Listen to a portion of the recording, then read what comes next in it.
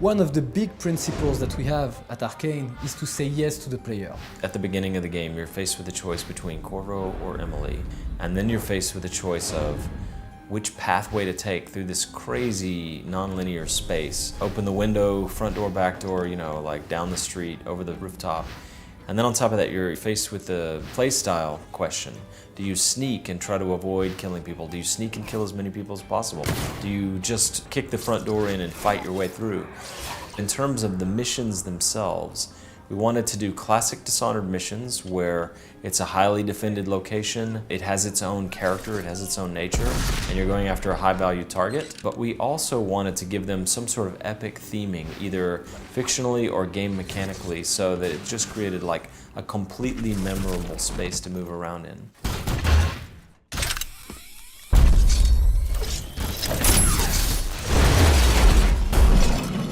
So for example, in Crack in the Slab, which is a level where you have the ability to go back and forth in time. You can literally move back and forth very dynamically between two time periods, the present, when the house is in ruins, or the past, 3 years ago, on the night of a special event, when the house is posh, candles are lit, music is playing, guards are walking around. It's a very different feel. The challenge for us was to create 2 and even 3 different levels that would be fun to play, and where the player could go whenever he wants. In the Dust District, you have these raging storms that come about randomly.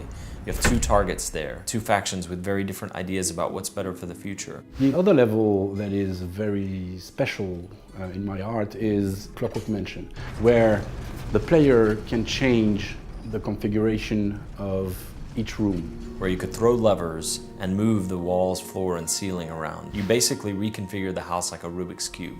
So you can do that not only to open up new passages, but also to lock enemies behind walls. You're trying to reach Kirin Jindosh, the grand inventor for the Duke of Serkonos, and you're trying to unlock this puzzle box of his house, one layer at a time, to reach him. Another one of our very themed levels is the Royal Conservatory. It's like a massive museum with taxidermied animals that kind of gives you a view into like the Victorian idea of natural philosophy and science of the time. It just feels atmospheric and grandiose. What happens when the player's decisions meet this story-rich world is what we call emergent narrative. You can encounter a situation and react according to your morality, to your knowledge of the world, or to your impulses right now. And then you create your own story.